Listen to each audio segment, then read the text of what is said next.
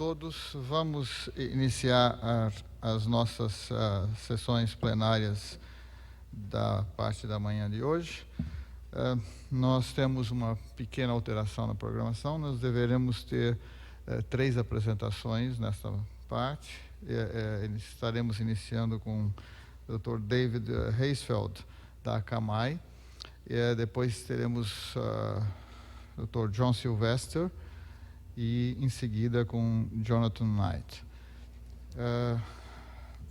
David Raisfeld, please, you can introduce yourself. Muito obrigado. Meu nome é David Raisfeld. Eu sou diretor para a América Latina da Akamai. Eu agradeço o convite por participar desse evento e a nossa apresentação hoje é para apresentar as redes de distribuição de conteúdo. Eu vou falar sobre os desafios do delivery feito por internet nas entidades comerciais. Aqueles que vocês fizeram a apresentação de ontem ouviram uma visão mais acadêmica da rede em grupo mais holística. A minha apresentação vai lhes dar uma ideia diferente das redes de distribuição. Vai falar da parte comercial, da comunidade privada, por assim dizer. Então, sem mais retardos, eu gostaria de falar sobre a minha agenda de hoje de manhã. Vai ser bastante curta. Eu vou fazer uma apresentação do caching, quais são os diferentes de memória cache existentes, e depois a abordagem do Akamai para a distribuição de conteúdo, como é que isso é diferente de outras abordagens. Diferentes tipos de caching. Existem 3 tipos principais, ou 2 de caching. Quando a gente fala de caching, a gente fala de um servidor proxy, na verdade. E o que eu estou me referindo é aquilo que a gente chama um proxy forward. É um provedor de conteúdo que estabelece o que é que precisa estar dentro daquela memória cache. E existem 2 abordagens. O provedor de conteúdo, você tem que acrescentar conteúdo nessa memória cache antecipadamente. Então, quando o usuário faz uma solicitação daquele conteúdo, o servidor de web não precisa fazer uma solicitação de requisição de conteúdo. O conteúdo já faz parte do repositório do servidor cache. O oposto é o que eles chamam de proxy reverso. Na verdade, isso depende do usuário final. O usuário final é que determina qual é o conteúdo que vai ficar dentro do cache. Quando o usuário faz a solicitação passa pelo servidor proxy e solicita ao servidor proxy que pede para o servidor de web o conteúdo e passa então para o usuário. Por que alguém precisaria de uma rede de entrega ou de conteúdo? No início, a própria internet parece uma coisa muito simples. De um lado, eu tenho o provedor com as suas infraestruturas que são conectados com a internet e usuários que puxam conteúdo da internet. Parece uma equação muito simples. Mas, na verdade, a coisa é um pouco mais complexa. Como vocês sabem, a internet é uma rede de redes. Não existe uma única rede que controle toda a internet. O que acontece é que quando você faz uma solicitação de informação, existem vários gargalos que podem acontecer dentro daquele canal de entrega.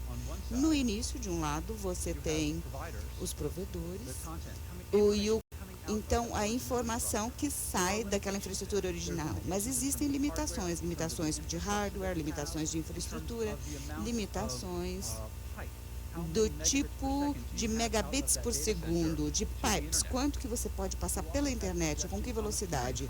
E também há congestionamentos no peering. Quando os dados saem da central de dados, você, como provedor de conteúdo, perdeu totalmente o controle da passagem. Aí acontece o peering. Por exemplo, na FAPESP, a FAPESP é um peering point dentro do Brasil. Aí você tem as próprias portadoras de redes que roteiam o conteúdo dentro da rede, mas roteiam não de acordo com o desempenho. Eles não são altruístas de jeito nenhum. Eles fazem o roteamento porque existe um preço para isso. Então, do ponto de vista comercial, é uma maneira bastante eficaz de monitorar e gerenciar custo dos pacotes de internet que passam pela rede. Mas, se eu for a Embratel e eu tiver investido milhões de reais para desenvolver a minha estrutura, a minha infraestrutura, por que é que eu vou dar para a Telemar um acesso livre à minha rede e alavancar os meus investimentos? Eu não quero fazer isso porque não está dentro do meu interesse. Então, eu não faço isso, eu faço o roteamento baseado no que é melhor para mim do ponto de vista econômico. E do outro lado, nós temos os usuários. Os usuários estão puxando conteúdo através de discagem, banda larga, Wi-Fi, e aí nós temos uma outra limitação. Então, para recapitular o que contém esses slides, você tem 4 pontos de gargalo na internet. Primeiro, é o link do provedor que vai para a internet. Você tem o peering dentro dessa nuvem da internet e as redes que fazem parte da nuvem da internet e como é que os usuários acessam o conteúdo. A Akamai tem uma história muito interessante. A Akamai, a raiz do Akamai, elas tiveram seu início em MIT. O Tim Berners-Lee era um professor visitante na área do departamento de matemática e conversou com quem é agora o nosso CTO do Akamai. E ele é o chefe do departamento de matemática quântica e com algoritmos paralelos. Era Tom Layton que era essa pessoa. Tom e o Tim conversaram sobre gargalos na internet. Isso aconteceu no início dos anos 90. E estavam só analisando isso como um problema matemático, onde eles tinham que lidar com grandes números. O número dos usuários da internet estavam crescendo exponencialmente e havia pequenos pontos na internet que as coisas não estavam funcionando. Como é que você conseguiria enviar totalmente livre, um fluxo livre de bits da internet quando você tinha esses pontos esses nós existentes? Ele pegou esse conceito e apresentou o conceito para os seus alunos de pós-graduação. Um deles disse, mas olha, eu acho que eu consigo resolver isso numa equação matemática, onde eu crio um mapa virtual, o mapeamento do Akamai, para fazer uma base, uma planta de localização dos usuários, onde é que eu tenho pontos de entrega de informação e mapeio isso para um servidor proxy e faço isso a partir de um local. E a partir dessa ideia, desse teorema criado, surgiu a empresa.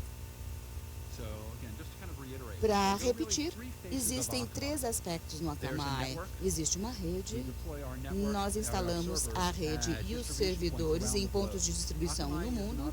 A Akamai não é um hosting, nós somos um consumidor de largura de banda e um consumidor de centrais de dados como qualquer outra entidade nesse sistema. A Akamai tem recursos tecnológicos e oferecemos conteúdo para as pessoas. As pessoas conhecem o Akamai como uma plataforma de distribuição de conteúdo.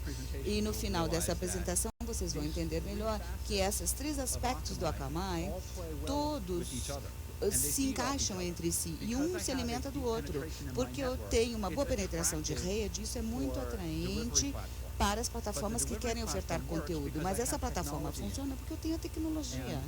E porque eu tenho conteúdo, isso faz com que a rede seja mais poderosa, ela possa oferecer mais vantagens e, na verdade, é um círculo virtuoso. Akamai. Quem somos nós? Talvez vocês nunca tenham ouvido falar sobre nós. Somos uma pequena empresa em Cambridge, Massachusetts, com uma sede perto do Laboratório de Ciências de Computação do MIT.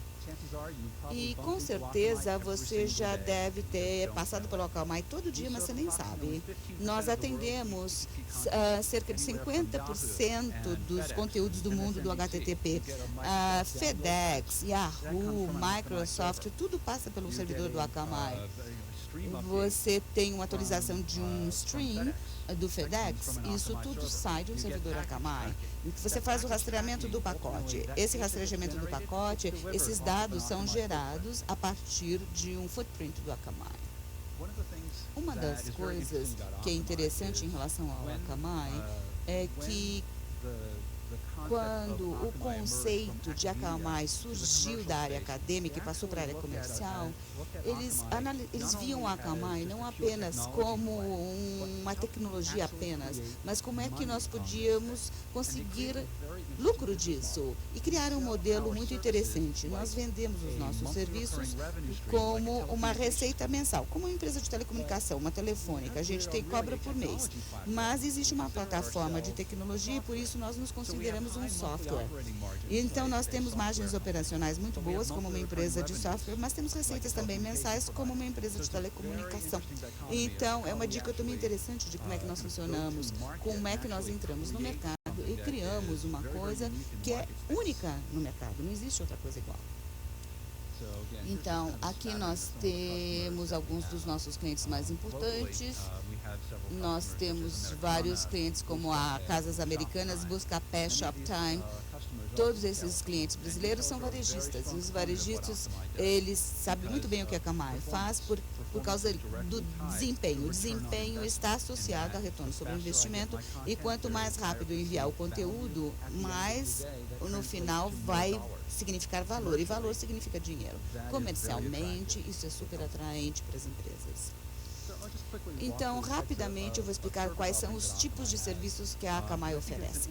É interessante vocês entenderem o que é uma rede de distribuição de conteúdo, porque a Akamai não é uma plataforma de distribuição tradicional. Nós nos consideramos como sendo uma plataforma de aplicação distribuída. Então, num nível bastante básico, vamos pensar numa arquitetura de 3 camadas. Na camada da web, nós oferecemos serviços caching, aquilo que você pensa quando você pensa em servidor proxies. Nós fazemos JPEGs, nós passamos streams ao vivo, on demand, temos sistema de armazenamento, mas também oferecemos serviços avançados. A Akamai, na verdade, funciona como um ambiente hosting virtual. Isso é uma mudança de paradigma em relação às arquiteturas tradicionais, porque basicamente diz o seguinte: eu não preciso da infraestrutura para poder atender a web. A Akamai, ela escala a sua operação, ela pode escalar a minha operação. Na camada de aplicação, o Akamai oferece vários serviços, onde nós fazemos processamento de aplicações. Na verdade, nós não conseguimos substituir toda aquela stack de aplicações nesse momento, mas eu estou apresentando aqui para vocês um modelo onde existem elementos da aplicação que podem ser transferidos e podem ser gerados nas pontas dinamicamente e virtualmente. Você não precisa mais ter uma infraestrutura totalmente construída do zero. Hoje nós temos isso, onde a gente faz processamento de SLT com um arquivo HXML e fazemos a transformação disso em um outro processo. Pode ser um documento Word, pode ser um PDF ou qualquer página HTML. Então, é um conteúdo.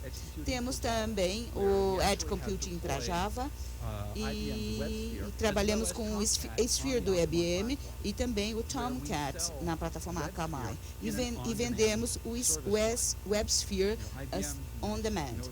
A IBM, ontem, eles ganham muito dinheiro com essa parte da receita. Então, essa é a parte da estratégia da IBM, onde eles usam a plataforma Akamai para ofertar computação on demand. Por isso, nós estamos agora, queremos montar a nossa iniciativa .NET. Nós estabelecemos uma parceria com a Microsoft e quando você pensar no .NET, só é um processamento distribuído. A Microsoft não tem uma plataforma distribuída onde fazer ofertas. Ele depende de clientes para essa plataforma. E aqui nós temos uma plataforma na qual o .NET funciona no ambiente virtual. E por último, na camada de dados, a Akamai pode funcionar e nós hoje conseguimos administrar o cloud do IBM. Isso tudo um banco de dados relacional. Isso não é um banco de dados transacional. Esse é um problema difícil de ser resolvido. Você pode ter uma ideia de onde que isso tudo está indo, porque é um ambiente totalmente virtual. É uma plataforma de computação distribuída totalmente virtual.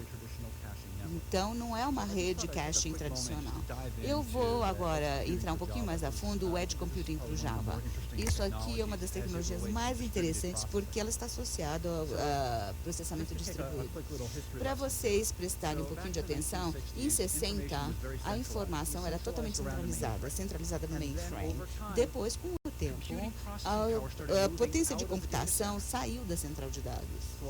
E você entrou nos anos 80, você tinha a Novell e, eu tenho meu servidor de arquivo na minha região, que coisa fantástica. Nos anos 90, passou tudo para a web. E agora nós tínhamos essa coisa chamada o servidor de aplicação que fazia todo o processamento. Bom, hoje, a grande tendência são serviços de web.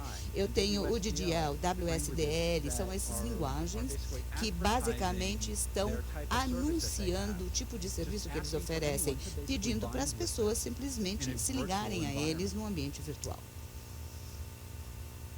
Bom, a Akamai é o seguinte, na verdade, o que a Akamai faz não faz a transformação, é simplesmente um modelo de instalação diferente do ambiente Java, onde basicamente você cria dois arquivos diferentes, dois diferentes de containers Java, um que fica no centro, na origem, e um container de arquivo Java que fica nas pontas, no Edge, e pegando os JSPs, aquelas coisas que são responsáveis pela camada da apresentação, e gerando aqueles elementos on demand, on the edge no ambiente virtual.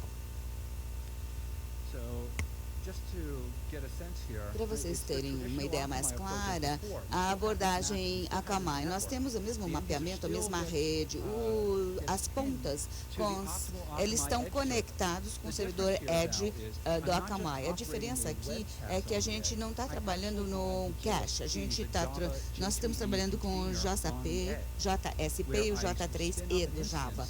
E aí tem uma instância onde nós rodamos essas aplicações. Uma das coisas únicas em relação ao Akamai, do ponto de vista tecnológico, é que nós temos a patente e criamos a tecnologia para alavancar um único servidor Java e fazer o particionamento em classes separadas.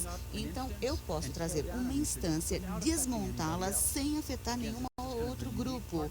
Então, é uma parceria única que a Akamai tem junto com o MIT, onde nós alavancamos as pesquisas que saem da área acadêmica para essa entidade comercial que é chamada Akamai. É uma parceria extremamente única. Se a Akamai não tiver a informação necessária para o processamento, como o arquivo JAR ou XML, nós enviamos uma solicitação para o HTTP, seja a RMI ou JDBC sobre o HTTP, puxa a informação de volta, usa essa informação como entrada de dados dentro do servidor, dentro da página JSP, para gerar essa página dinamicamente nas pontas no ambiente virtual. Não era exatamente o que você imagina como uma rede tradicional de distribuição de conteúdo.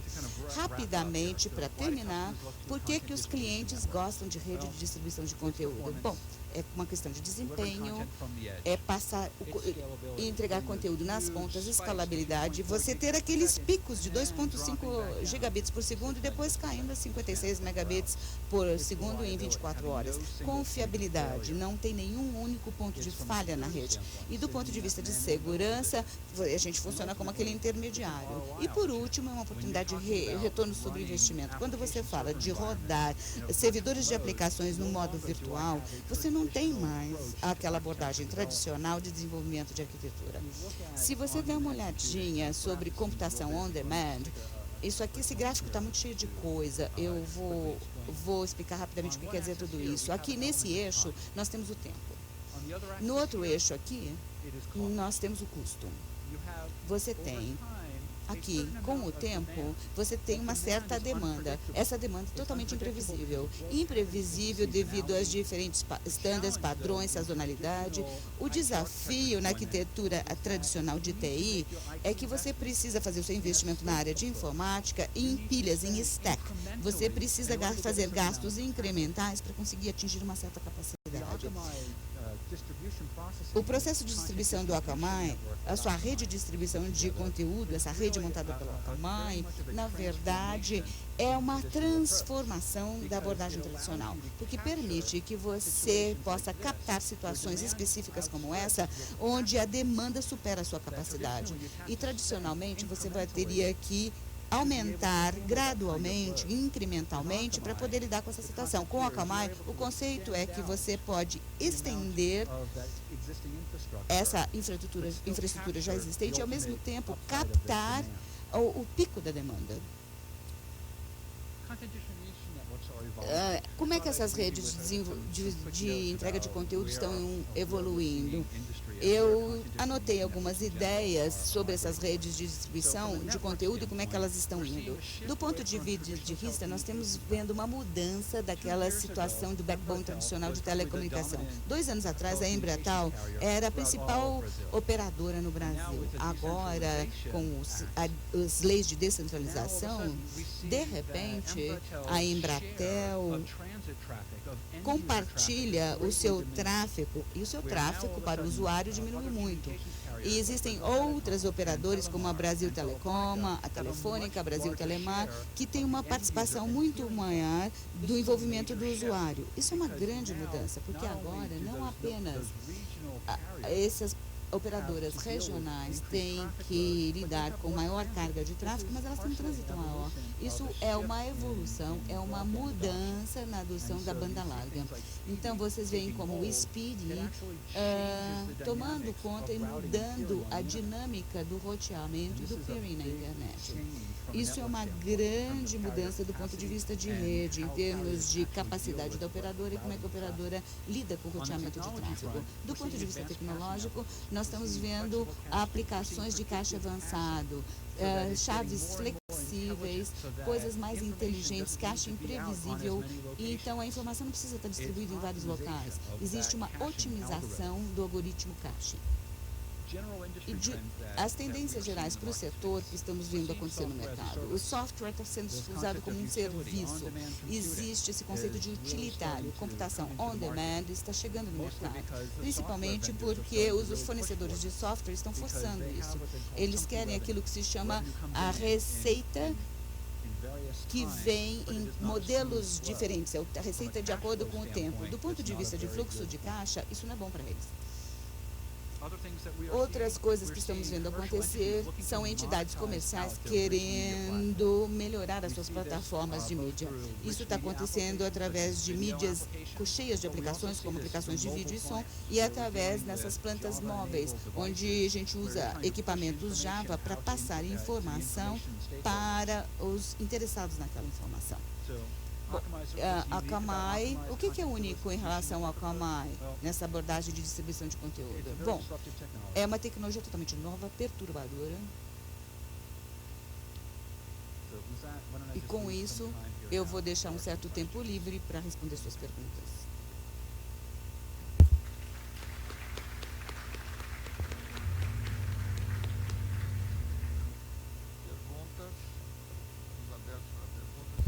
We're open for questions. We have time for at least 3 questions. While we wait for questions, I would like to ask you a question. Como é que a Akamai lida com conexões seguras sem violar a segurança? Na realidade, nós operamos uma rede paralela. Basicamente, é uma rede sobreposta a uma outra rede sobreposta. Nós temos uma plataforma em que distribuímos e gerenciamos essas trocas de certificados para usuários, de forma que a distribuição ASDL, nós lidamos com a aceleração SSL e é um proxy reverso. Então, você abre os dados no seu proxy. É isso? Sim. Essa é a pergunta. Como que você lida com a segurança com os dados estão abertos nesse proxy reverso? A forma como nós lidamos é através de canais seguros. Nós temos um canal seguro no lado forward, do servidor Akamai até o cliente. até o aperto de mão do SSL. E também tem o back-end house. Nós fazemos esse servidor Akamai até o proxy. E o monitoramento do servidor proxy em si. Essa é uma das coisas que é muito singular sobre a Akamai. Nós pegamos o código e colocamos incluído um sistema. Então, é um sistema automatizado que tem esse sistema de monitoramento do sistema, não só individualmente, mas também coletivamente. A outra questão da minha pergunta é como que a operação da Akamai interfere com a arquitetura de aplicações. Algum protocolo proprietário? Deixa eu responder a sua pergunta anterior primeiro. A Akamai não usa nenhum protocolo proprietário.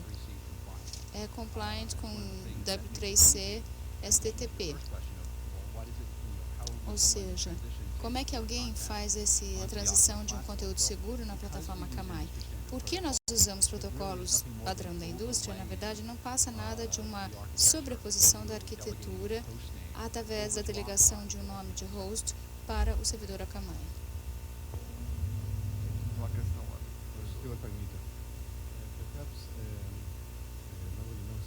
Talvez ninguém saiba que, eu gostaria de saber se o senhor sabe, que nós assinamos, a FAPESP e a Akamai assinaram um contrato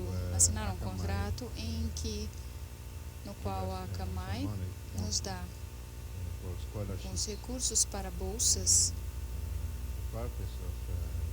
E o objetivo dessas bolsas é estimular os alunos a trabalhar em tecnologias da internet.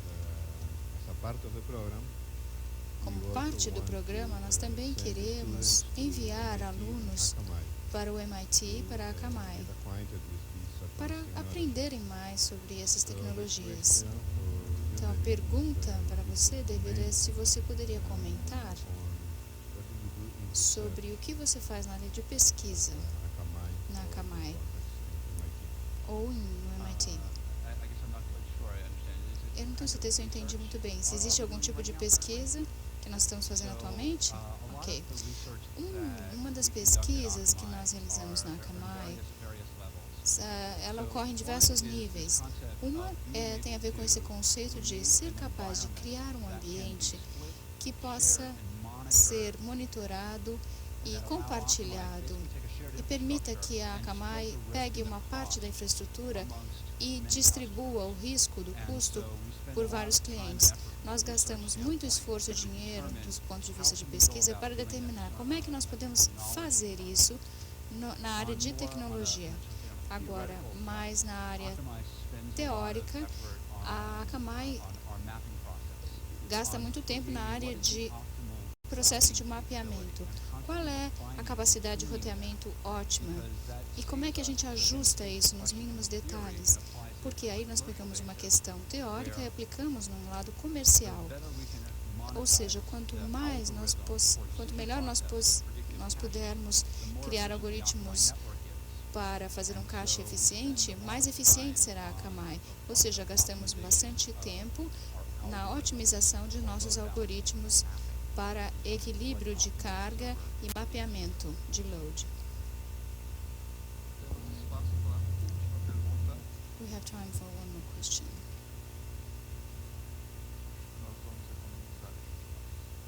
Ok.